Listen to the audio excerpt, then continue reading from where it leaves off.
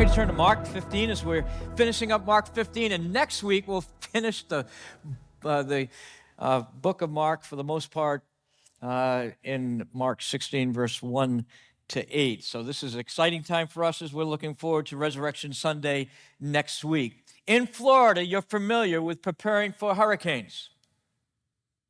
And what do you do when you prepare for a hurricane? Well, first of all, the weatherman has convinced you that that Florida is going to be blown off the planet every time. And then, every once in a while, maybe once every 5 or 6 years, we'll have a bad one, maybe like Irma or something like that. But before the storm, you prepare, right? So you look around, you prepare, you tie things down, you get things ready for the storm. And in our series on the calm before the storm, that's what we did, right? We looked around the book of Mark, and as we were expositing it, we saw that what was getting ready for the cross of Christ. And so we discussed that. And then when the storm is over, right, you see the storm, and then when the storm is over, you go out and assess. You assess the damage. You assess what happened. How much destruction was there? What needs to be done? How much money is this going to cost? How am I going to fill out the insurance forms? On and on it goes. The storm has subsided, and now we're looking around. And there's many of you remember during Irma, some of you stayed here, right? Because the power went out at your house, and you hung around here for maybe a week and enjoyed one another's close fellowship. But you would drive around, and you look around, and you see, well, that looks bad. That's not as bad as I thought it would be. And then you see some things that almost look like miraculous. Like it's a miracle that tree didn't hit that house. It's a miracle that all of my fences didn't go down, whatever it was. As a matter of fact, that's a term we use maybe a little bit too much. It's a miracle. I went to the mall and I found a parking spot right in front. It's a miracle. Now, I don't think that'd classify as a bona fide miracle. Because a miracle is something that God does, and when he interrupts the natural process that he has ordained and accomplishes something that's scientifically, for the most part, impossible. Like in the Bible, we see axe heads floating. They don't do that. We see the sun stopping, fire falling from heaven, limbs being healed, blind people seeing, deaf people hearing. Those are miracles. And there are times when God exercises his sovereignty in a direct way and just does some miraculous things.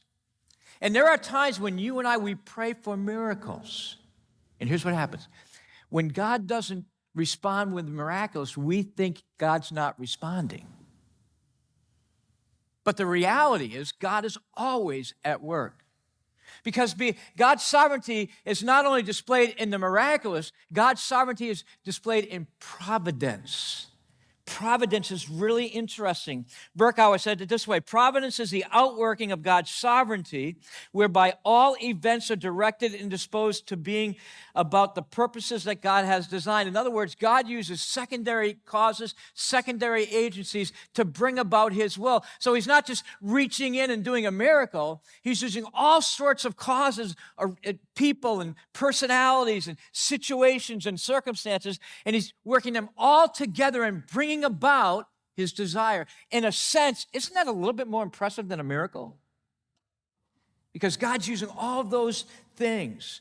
J.I. Packer said, the providence of God is normally defined in Christian theology as the unceasing activity of the Creator, whereby in overflowing goodwill, he upholds all things, he guides and governs all events, circumstances, and free acts of men, and directs everything toward its appointed goal.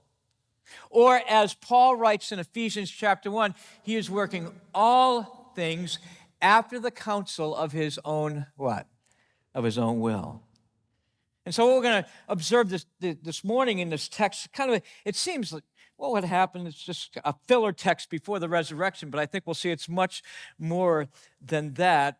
We're going to see this morning in the providence of God, or as Calvin called it, God's hand at the helm. So let's look at it, Mark chapter 15. We left off last time with some miraculous things happening, right?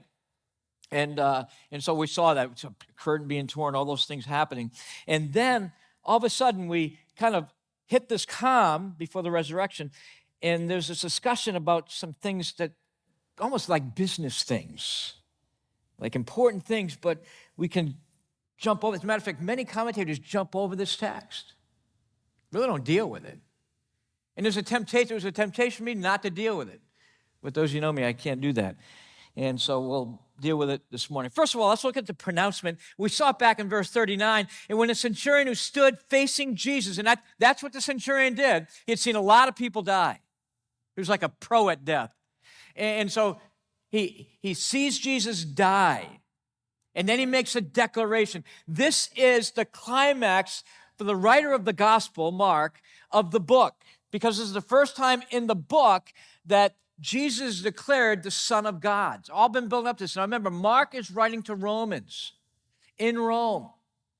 And so he's building it up and almost saying to like the Romans, hey, the first one that ever made the declaration that Jesus, the Christ, the Messiah, is the Son of God was a Roman soldier. He was one of y'all. And he declared, surely this is the Son of God. But the pronouncement here is that he was dead, right? He faced him. He breathed his last. There's a point there. Underline that. He breathed his last. He died. And so the point I want to make is that Jesus is dead. Now, the question comes to me is this. Okay, he's died. What now? Because what they would normally do, especially for an insurrectionist, is they take the body and they take it to the Valley of Hinnom and just throw it in there. And what would happen was dogs and vultures would come and eat the body. And that's what they would do. And so that's fully expecting that to happen. But the followers of Jesus, especially the woman who were there, are thinking, well, what do we do now? What do we do with the body? We don't want to desecrate the body. The Jews held the body in high esteem. We don't want to desecrate the body. We want the body to have a good burial, but we don't have a tomb. We don't have money to buy a tomb. We don't have the capacity to take the body down off the cross. I mean, how is all of this going to happen? And so now we're introduced to a man that shows up. You know him. If you were listening to Missy Reed, you listen, right? When the evening had come, and this is like between 3 and 6. According to Jews, the Sabbath starts at 6 o'clock, which means Saturday started at 6 o'clock. And so they had to have the body down off the tree just not to break Jewish law. And it wasn't that the Jewish leaders really cared about Jesus and his body or anything like that. They just wanted it all taken care of and cleaned up. And so so right about that time, here's a person who stands up. His name is Joseph. Look at verse 43 of Arimathea. What do we know about Joseph? Well, we know one thing. He's of Arimathea, right?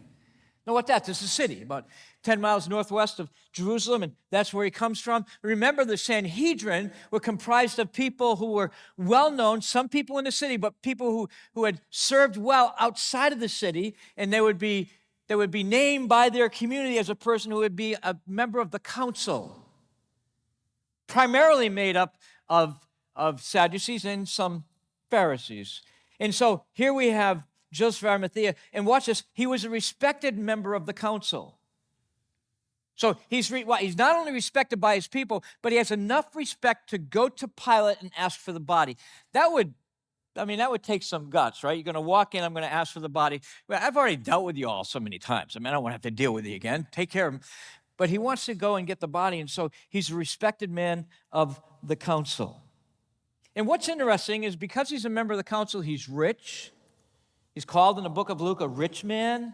He had bought his own family tomb, which you had to have a capacity to buy things then. So he was well off. And what's fascinating about that is, according to Isaiah 53, the scripture says, "And they made his grave with the wicked and with a rich man in his death." And so it's like a fulfillment of prophecy in Joseph stepping forward. Now, here's what we know about him according to John. Let me read it to you. It says, "After these things, Joseph of Arimathea, who was a disciple of Jesus."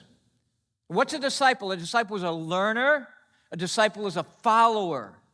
So here's Joseph, who is a learner and a follower of Jesus, but then it adds this, but he was a secret one. kind of like some of you, right? You're a secret agent for Jesus. You don't want anyone to know, but you kind of follow him. And so he's a secret agent because of the fear of the Jews. He's afraid if I step out and tell everyone, my family's going to get dishonored, I'm going to get dishonored, I might lose my position in the council. And so here's a man I think he's given his life over to Christ, but he's a little reticent to let everybody know about it. Some of you can relate to that, can't you? Maybe you grew up in a very religious background like I did, and, when you kind of verbalize your faith in Christ, people are going to misunderstand that. They're going to think you're saying they're wrong and they're horrible and you're the only one that's right, because some people act like that. And so that's where he is, and so he's grappling with that, but we know that he's a follower of Christ, and we know that he voted against having Jesus killed, which is really interesting. As a matter of fact, in Luke 23, it says, there was a man named Joseph from the Jewish town of Arimathea. He was a member of the council, a good and righteous man who had not consented to the decision and actions of the Sanhedrin. So, get this, it wasn't a unanimous vote.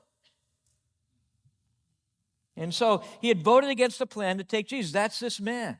And now he's making a public stand for Jesus, which could bring shame on his family, jeopardize his financial standing and his spiritual standing. But after seeing everything Jesus went through and realizing his own personal hypocrisy, he threw caution to the wind and came forward and claimed the body of Christ. Now, it's interesting. He wouldn't follow him in his life, but now he's willing to follow him in his death.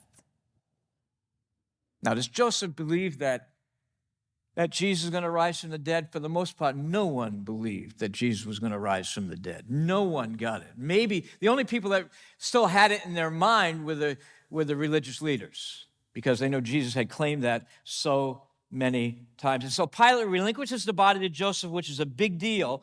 Why? Because he was accused of being an insurrectionist, which was an enemy of the government. And if there's anyone you're going to throw in the valley of him and make a point out of it, it would have been him.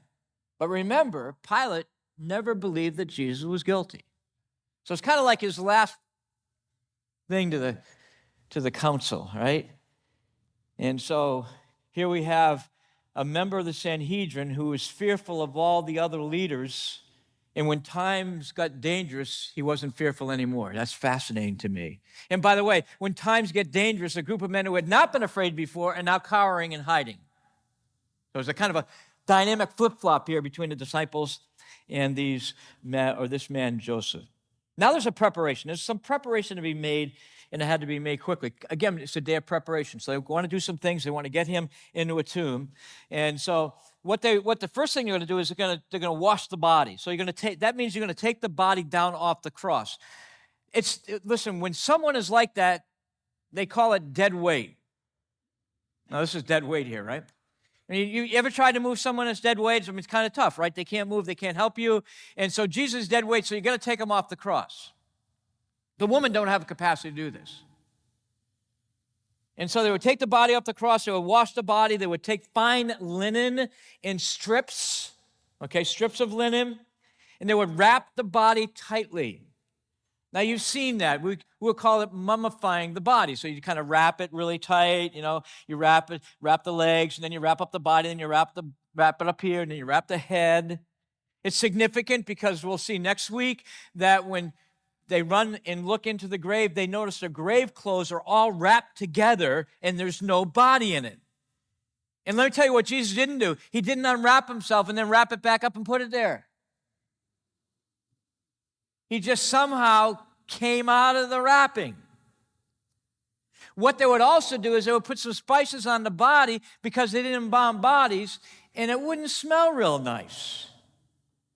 Like the classic text in John 11, when they're going to exhume the body of Jesus is going to exhume it physically. He's going to come out, Lazarus, and someone makes a comment. Wait a minute. By now, his body, what? You got to love the King James. Stinketh. The difference between stink and stinketh. And so by now, his body stinketh. Well, that's because they didn't embalm bodies. They would put a lot of spices on it to mask how it did. And by the way, what they would do is they would take it and put it into a tomb. Now, what we don't know here is what's added by John. Okay? So I'm going to help you with that.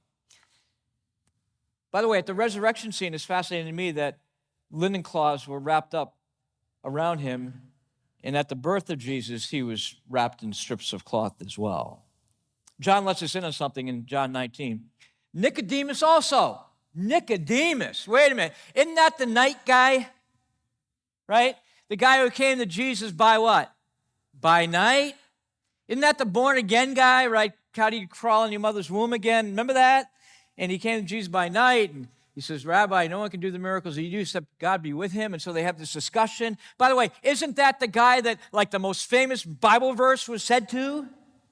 For God so loved the world that he gave his one and only Son, that whoever believes in him will not perish, but have life everlasting. Yeah, that's the guy. And all we know in the John 3 passage, he walked away. We don't know if he believed. We don't know if he didn't believe. We don't know what influence it had on his life. He just kind of walked away, and the story's over, and then we're by a well talking to a woman. But what we find out here is that he had come to faith in Christ. So he's another secret disciple. And he came and he brought a mixture of myrrh and aloes, about 70 pounds worth. And so we know that he's going to take this and he's going to put it on the body of Jesus. And by the way, the women don't know that he brings it. And so the women are coming on Sunday and they have their own bunch of spices to put on, right? Because they don't want the body to stinketh either. And so this is Joseph or Nicodemus showing up as well. One person put it this way. It's a little lengthy, but it's so good. And I'm going to read it. It's a bit ironic that the burial of Jesus should be conducted not by those who had boasted that they would never leave him, but by two members of the Sanhedrin, two representatives of the religious group that killed the Messiah. But then again, of all who were indebted to this broken body, none were as much as these two. Many had been freed from the deep pits of slavery and sickness. Many had been found in the darkness of tunnels of perversion and death. But no tunnel was ever darker than the tunnel from which these two had been rescued, the tunnel of religion. See, some of you know that, right? See, some of you are saved from your sin, and some of you have been saved from your righteousness, your self-righteousness, which obviously is well sin. The writer says, they don't come any darker. Its caverns are many. Its pitfalls are deep. Its subterranean stench reeks with the spirit of good intentions. Its endless maze of channels are cluttered with the disoriented. Its paths are covered and cracked with wineskins and split wine. Christ had nothing but stinging words of rebuke for those who dwell in those caverns. Hypocrites, he called them, godless actors, fence builders, inflexible judges, unauthorized hedge trimmers, hair splitters, blind guides, whitewashed tombs, snakes, vipers, bang, bang, bang. Jesus had no room for those who specialized in making religion a warlord and faith a foot race. No room at all. Joseph and Nicodemus were tired of it too. They had seen it for themselves. They had seen the list of rules and regulations. They had watched people tremble under unbearable burdens. They had heard the hours of senseless wrangling over legalistic details. They had worn the robes and sat in the places of honor and seen the word of God be made void. They had seen religion become the crutch-stick cripples, and they wanted out. It was a sizable risk. The high society of Jerusalem wasn't going to look too kindly on two of their religious leaders buying into a revolution. But for Joseph and Nicodemus, the choice was obvious. The stories this young preacher from Nazareth told rang with the truth that they had never heard in the cavern. And besides, they'd much rather save their souls than save their skin. And so they prepared the body. Now, the tombs, by the way, were a little different than maybe what you're thinking. A tomb would be more of a cave, and what they would do is they would cut out little places in the cave, and they would put the body in there, okay? They'd wrap the body up, put the spices on it, and slide it in there, and then the body would decay. And then after the body decayed, what they would do is they'd take the bones, and they would put it into a box. They called the box an ossuary. And they would put it in a box. They would title the box, the bones of so-and-so. And by the way, that's how they knew who the bones were. You always wonder, hey, that sounds stupid, collecting bones. I mean, how do you know who the bones are? They have names on the bones? No, they had a name in the box. And that's how they knew whose bones were, people were bones, right? And so they would put an ossuary, and they would take the ossuary, and they'd put it in a corner of the cave, and they would have room for another body. And so they would put a body in. And most upper level people or families had these family caves. Well, Joseph had bought one, and he just so happened to have been there, and he would put Jesus into that tomb, not knowing that he was going to rise again just in a couple of days. Now, what's interesting to me is we also know there's some women there who are going to know the place where he is. Notice that?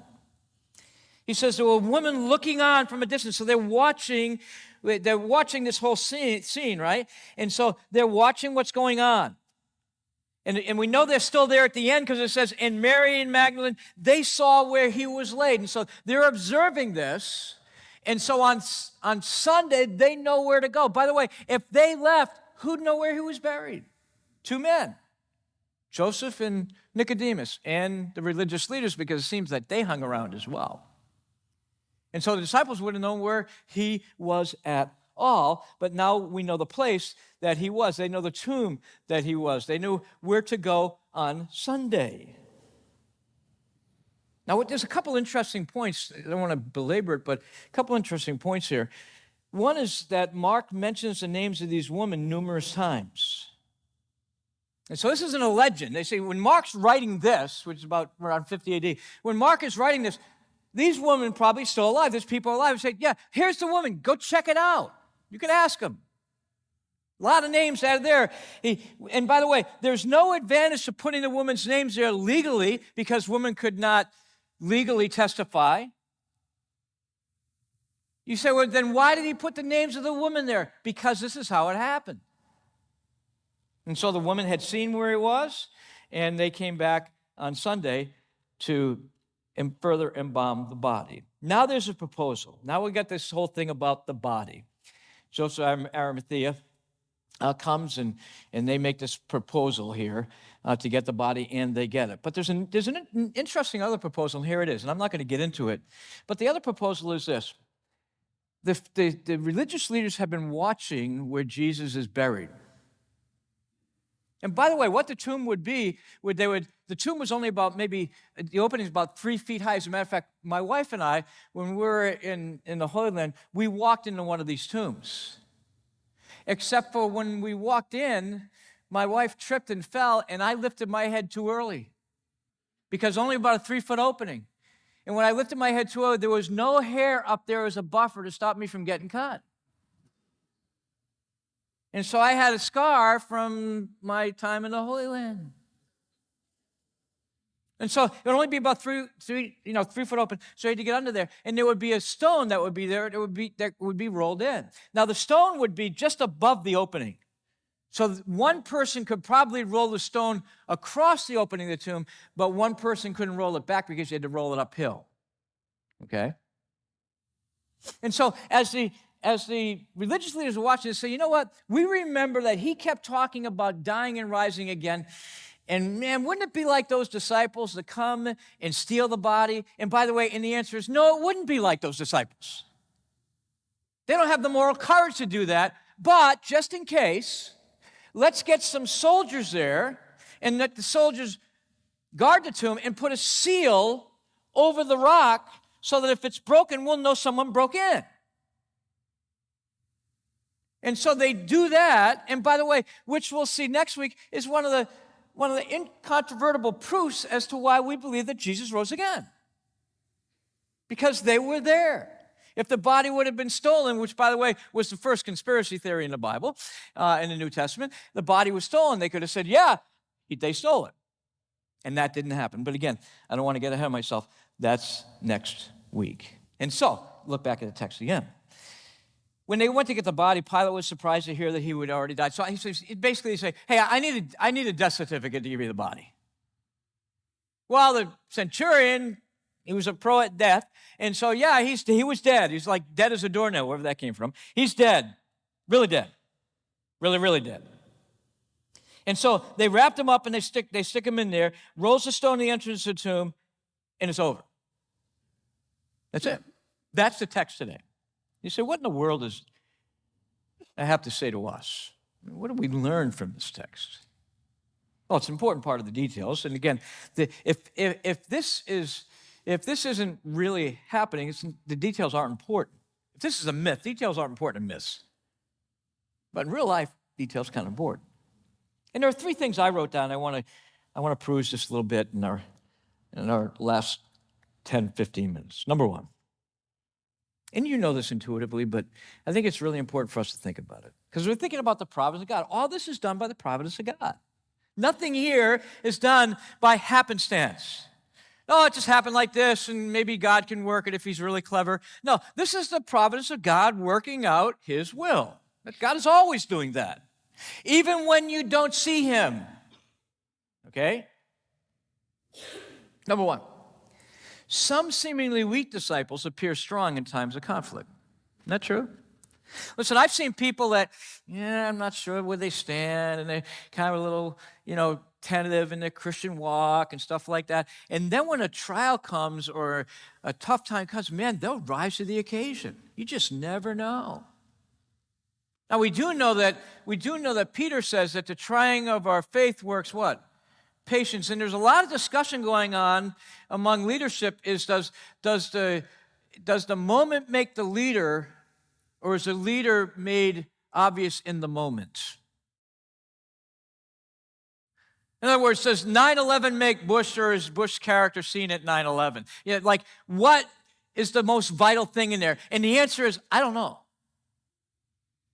And there are people smarter than me, which includes just about everyone, people smarter than me that will make declarations on that. What I know here is that there are some people who, they're secret disciples for fear of the Jews, and they came to bat when the pitch was high and inside. I mean, it took one for the team, willing to stand up, willing to make things right and stand for Jesus. Some of you have been like that. Some of you know you were kind of wimping around your Christian life and you really weren't taking a stand, but something happened and you stood firm.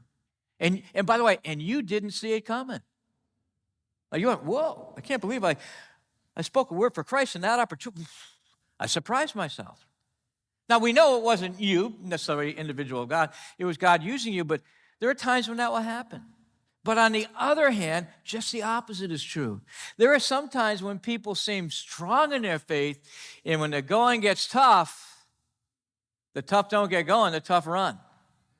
Right? And that's what happened to the disciples. The landscape is full of people who once seemed to have a strong faith, but in times of trial and times of temptation, they fell away. We know that. We've seen that. You've been around the faith at all. You've seen it happen. People who you thought, man, they had it together and they're following the Lord and they never leave. And, all of a sudden, some things happen. You don't see them anymore. Some don't. And why is that? Well, there are times when some people, we just don't have a stout enough view of pain and suffering in the Christian life. So in a time of testing, they fall away. Jesus mentioned that, didn't he? In a time of temptation and testing, some fall away. It happens. There are times when God is strangely silent. And by the way, that has to be part of your theology. There are times when God is strangely silent. And when God is strangely silent, we think that God is not at work. And there are times, well, God's not doing anything about it, I'm out. It must have been a figment of my imagination. There's really no God, whatever we tell ourselves. And again, it's because maybe we just don't have a stout enough view of the fact that these things will happen. Listen, no one can go through life. I want you to mark this. If you're a follower of Christ, you got to know this. No one will go through life without feeling isolation from people and loneliness from God. It just comes with the territory. And it has to be part of your theology. This will happen. What should we do when we feel completely forsaken? Well, what did Jesus do? Jesus lamented. Now, this isn't strange in the Old Testament. All sorts of laments. And what a lament was, I complained to God, I don't like it, this shouldn't happen like this. But you know what they did? They ran to God. That's what a lament is. You're running to God. You're confused, but you run to, not away. See, the disciples ran away, and lamenters run too. But lamenters are incredibly and painfully honest with God. Read the Psalter. Read how honest David is with God. You say, well, you can't say that and get away with it. Well, David did. And if I'm not mistaken, David is described in the Scriptures as a man after God's own heart. And so, Jesus laments. He runs to God. He cries out to God. From the cross, he says, my God, what? Why have you forsaken me? The cry of an anguished heart.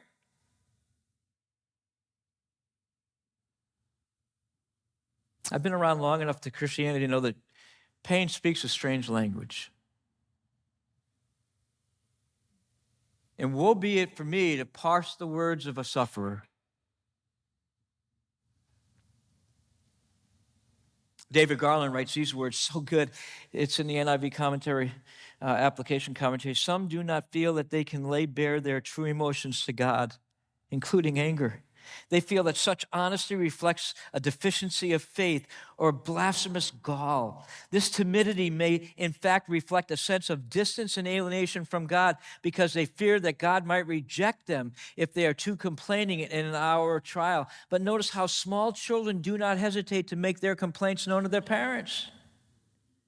Only when they have been abused do they try to hold their pain because they feel their parents don't care. The cry of despair to God when overcome by evil and pain is a sign of great intimacy with God and is a sign of a robust faith.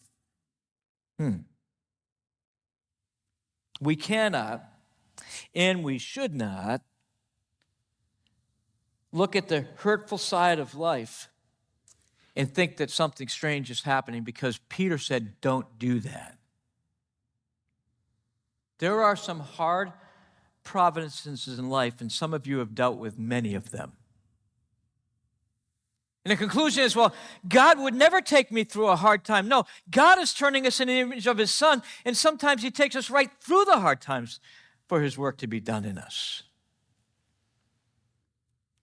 We cry out to God in times of pain and suffering because he is the only one who can deliver us.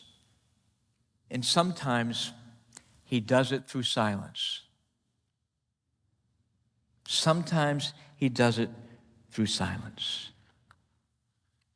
And so in our text before us, one thing we learn is that these men who had run and these men who didn't have a place in their theological perspective where to fit a Messiah that was going to die, a Messiah that was going to be put into a grave, they ran. Why? They ran because they didn't understand. And here's a novel thought when you go through times of trial. Maybe when we're struggling with doubt, we should doubt our doubts instead of doubting our God. So maybe doubt your doubt instead of doubting your God. The good news is these guys came back. Isn't that good news? Now, by the way, for them to come back, they kind of had to admit something. I blew it. We're good at that, aren't we? I blew it. I was wrong. But they did. They came back one by one. And maybe that's you today. And maybe it's time to come back. And then lastly, the providence of God should cause us to rest. To rest.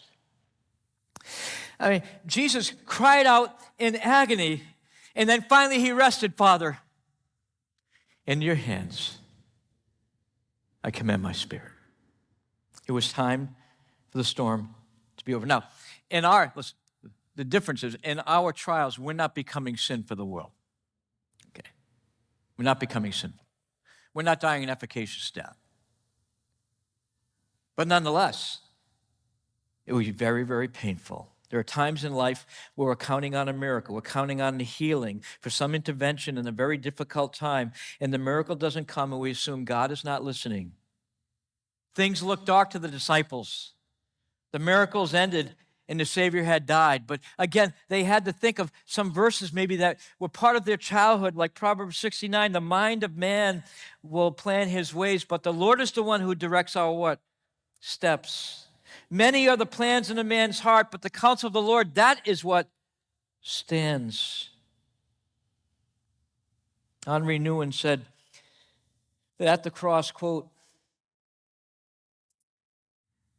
this was where grief was most loudly expressed and God's presence was most profoundly revealed.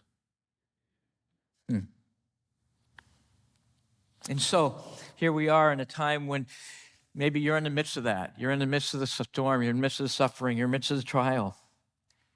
And it looks bleak, honestly. It looks bleak. Job lived there for a while, didn't he? And Job said, I go forward and I don't see God. I look to my side, he ain't there either. I look to my other side and I can't perceive that he's at work anywhere. I look behind me, no sign of the sovereign. But he knows the way that I take. And when he's finished with me, I'm coming out of this thing like gold. Because, verse 14 of chapter 23, this is the thing that he's appointed for me. I don't like it. It's not comfortable. But it's by his providential hand. And he'll work out his will in his way for his glory. That day, that Friday, it didn't look like God was at work, did it? I mean, he's dead. He's in a tomb. People are going home. No one perceived that he's going to rise again from the dead. No one perceives that Jesus is going to be made alive. No one. And you might be reading this, my friend, and think, well, what assurance do we have? It seems like everything's dead in my life. Well, the one thing the disciples, in retrospect, can look back and say, yeah, but this is only Friday. It's only Friday. S.M. Lockridge, you got to listen to his sermons. They still have some on tape. He passed from 1953 to 1993. That's 40 years he went to public school. Listen, think about it. 40 years, one church, Calvary Baptist Church, San Diego, California. Lockridge probably most famous for preaching at E.V. Hill's funeral. Largely an African-American church there at Calvary. And by the way, his name, S.M. Shadrach Meshach Lockridge, in case you're looking for a name.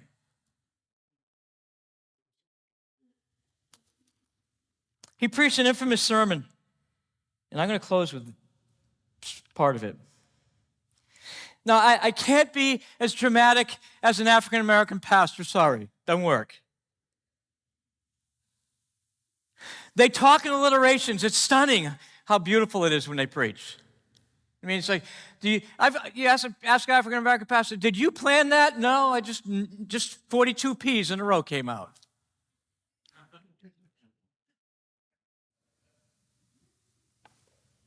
But he's preaching on the cross, and here's what he said. It's Friday. Jesus is praying, Peter's straying, Judas is betraying. It's Friday, but Sundays are coming. It's Friday. Pilate is judging, the council is fudging, the crowds are shouting, the disciples are pouting, Mary is crying, Peter's denying, but they don't know. It's Friday, but Sundays are coming. It's Friday. With whips Jesus is torn, with scarlet robe and crown of thorns he's adorned. By him the cross is borne. It's Friday, but Sundays are coming. It's Friday. On the cross, Jesus hangs and feels his pangs. Sin is crushing. His blood is gushing. His life is rushing out. No one can save him. He who so brave dared face the grave. No one. But it's Friday. But Sundays are coming. It's Friday. The earth trembles. The sky grows dark. My King yields his spirit. Death victory is stark. Sin has prevailed. The saints bewail. And Satan's laughter exhales. It's Friday, but Sundays are coming. It's Friday. Jesus is buried in the tomb. The soldiers tarried. The stone was rolled. Death has its hold, and even the sun went cold. But it was only Friday, but Sunday is a-coming. Listen, the good news for Christians is Sunday has come. Jesus is alive.